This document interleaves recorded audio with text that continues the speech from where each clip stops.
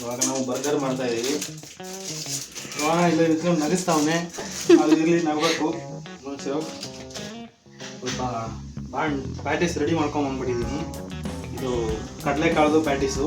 ಕಡಲೆಕಾಳಿಗೆ ಸ್ವಲ್ಪ ಹಸಿಮೆಣಸಿನ್ಕಾಯಿ, ಶುಂಠಿ, ಬೆಳ್ಳುಳ್ಳಿ, ಗರಂ ಮಸಾಲೆ ಮತ್ತು ಆಮೇಲೆ ಸ್ವಲ್ಪ ಜೀರಾ ಪೌಡರು, ಧನಿಯಾ ಹಾಕಿ ಪ್ಯಾಟೀಸ್ ರೆಡಿ ಮಾಡ್ಕೊಂಬಂದಿದ್ದೀನಿ. ಹಸಿ ಕಡಲೆಕಾಳನ್ನ ಓವರ್ ನೈಟ್ ಸಾಕ್ ಮಾಡಬೇಕು. ಅದ್ರದ್ದು ಪ್ಯಾಟೀಸ್ ಇದು.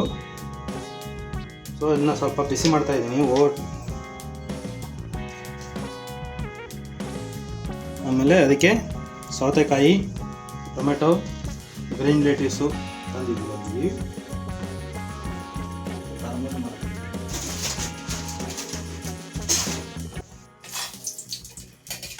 ಸ್ವಲ್ಪ ಬಿಸಿ ಮಾಡೋಣ ಅಂತ ಅಷ್ಟೇ. ಎಣ್ಣೆಲಿ ಬಿಸಿ ಮಾಡಿಕೊಂಡ್ರೆ ನಾವು OTGಲಿ ಮಾಡಿರೋದು.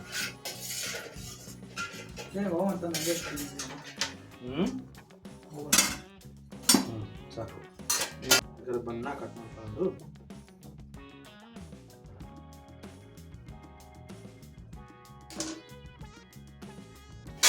ಬಿಸಿ ಮಾಡಿಕೊಂಡು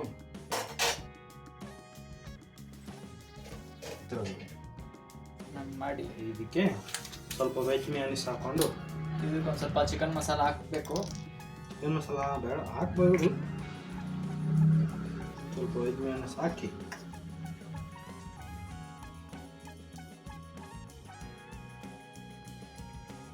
ಓಪನ್ ಮಾಡೋದು. ನಮ್ಮದು ಮೊನ್ನೆಯಿಂದ ಅಂತ ಇದ್ರು ಬರ್ಗರ್ ಬರ್ಗರ್ ಬರ್ಗರ್ ಅಂತ. ಇವಾಗ ಅವರೇ ಮಾಡ್ತಾರೆ. ಅದಕ್ಕೆ ಮತ್ತೆ ಹಂಗೆ ಆಗೋಯ್ತದು. ಚಿಲ್ಲಿನ ಹಾಕೋಣ ನಾವು. ಒಂದು 4 ಪೀಸ್ ಅಷ್ಟೇ.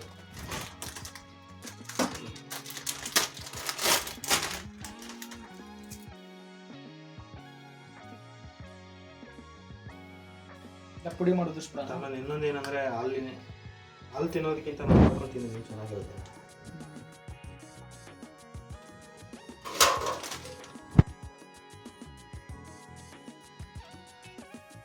ಸ್ವಲ್ಪ ಚೀಸ್ ಹಾಕ್ಕೊಂಡು ಆಮೇಲೆ ಸ್ವಲ್ಪ ಮಾಡಿ ಅದಕ್ಕೆ ಸ್ವಲ್ಪ ಇನ್ನೂ ಸ್ವಲ್ಪ ಲೆಟೀಸ್ ಹಾಕಿ ಈಗ ಕೊಡೋಣ. 4 ಪೀಸ್.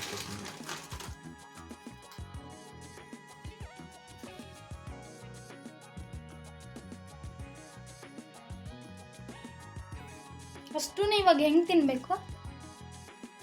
ಮೂಗಲ್ಲಿ ತಿನ್ನಬೇಕು. ಅಲ್ಲ, ಬಾಯಿ ಒಳಗೆ ಹೋಗ್ಬೇಕಲ್ಲ ಅಷ್ಟೊಂದು.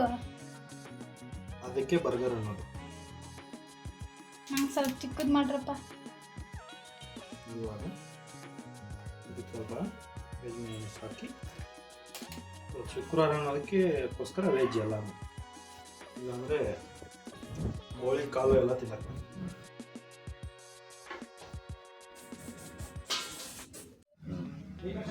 ಸ್ವಲ್ಪ ಸಾಸು. ಹೆಂಗಿದೆ ರೋಣ? ಚೆನ್ನಾಗಿದ್ಯಾ? ಮಸ್ತಾಗಿದೆ, ಕ್ರಂಚಿ ಕ್ರಂಚಿ ಆಗಿದೆ.